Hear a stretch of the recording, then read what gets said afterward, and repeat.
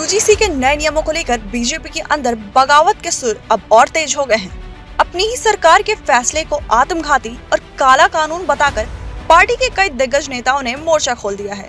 पूर्व विधायक सुरेंद्र सिंह से लेकर पूर्व सांसद बृजभूषण शरण सिंह तक बयानों की आग ने दिल्ली से लेकर लखनऊ तक की सियासत को सुलगा दिया है। पार्टी के भीतर उठ रही ये आवाज महज विरोध नहीं बल्कि आला कमान के लिए एक सीधी चुनौती बन गई है।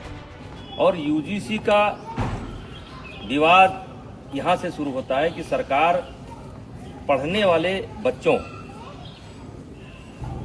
के बीच में जो सवर्ण बच्चों के द्वारा कभी कोई घटना घट जाती है उसको लेकर के दलित और ओबीसी बच्चों के संरक्षण के लिए एक कानून लेकर के आई है, जिसके कारण बड़ी भ्रामक स्थिति हो गई है और आज देश में बड़े पैमाने पर विरोध हो रहा है, जिसने 2026 की राजनीतिक बिसात पर एक नया संकट खड़ा कर दिया है।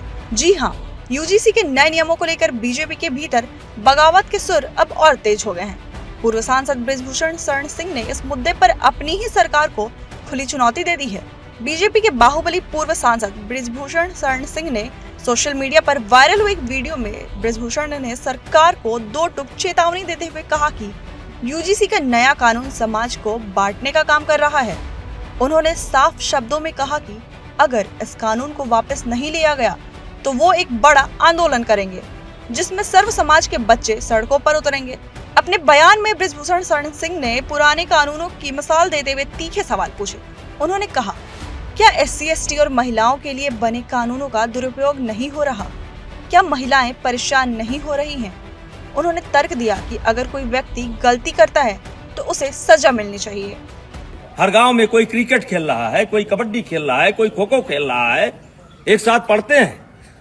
वैसे भी इसके पहले आपने कानून बनाए, दलितों के ऊपर अत्याचार ना हो इसके लिए कानून बनाए।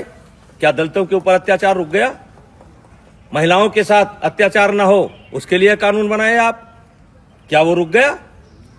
दहेज के नाम पर कानून बनाए आप, क्या वो रुक गया? रुका नहीं, दुरुपयोग ज्यादा होता है। लेकिन कानून की आड़ में पूरे समाज के बीच भेदभाव पैदा करना स्वीकार्य नहीं है। बृजभूषण के मुताबिक ये नया नियम न्याय बृजभूषण शरण सिंह ने ब्यूरोक्रेसी और नीति निर्माताओं पर सीधा हमला बोलते हुए कहा कि समाज एयर कंडीशन्ड दफ्तरों से नहीं बल्कि गांव की जमीन और लोगों की भावनाओं से चलता है। पंडित दीनदयाल जी ने कहा था कि जो नीचे हैं उनको ऊपर लाना है, और यही हमारी सनातन परंपरा है, यही हमारी सवर्ण परंपरा है कि जो नीचे हैं उनके साथ भेदभाव ना करना, ऊपर लेकर के आना। इसका मिसाल ये किसी कानून के तहत नहीं हो रहा है। और आज मैं सरकार से कहना चाह रहा हूं कि समाज कैसे चलता है, ये ऑफिस में बैठ करके समाज को नहीं चलाया जा सकता है। समाज को चलाना है तो गांव आइए और गांव में देखिए कि बिना भेदभाव के, बिना किसी जातीय रंग के एक साथ बच्चे खेलते हैं। कोई बच्चा किसी की जात नहीं पूछता है। उन्होंने हाथ जोड़कर सरकार से विनती की कि जमीनी हकीकत को समझा जाए और इस विवादित कानून को तुरंत वापस लिया जाए। उनका इशारा साफ था कि बंद कमरों में बने फैसले जनता के बीच आक्रोश पैदा कर रहे हैं, जिसका खामियाजा पार्टी को भुगतना पड़ सकता है। अब पता नहीं किस मंशा से अधिकारी बैठ करके ऑफिसों में निर्णय ले लेते हैं। अब वो चाहते हैं कि ये बच्चे अगर दोस्ती करें तो जात देख करके करें, वर्ग देख करके करें। तो मैं इस कानून के पूर्णतः विरोध में हूं। अगर जरूरत पड़ेगी तो आंदोलन होगा, लेकिन आंदोलन में केवल क्षत्रिय नहीं होंगे, सनातन धर्म के मानने वाले सब होंगे, दलित भी होंगे, पिछड़े भी होंगे।